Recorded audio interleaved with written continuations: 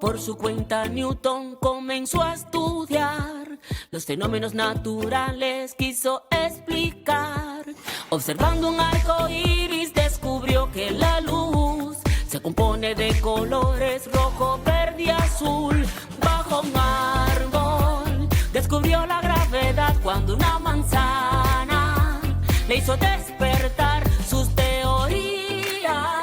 A todo el mundo demostró y en Cambridge le nombraron profesor.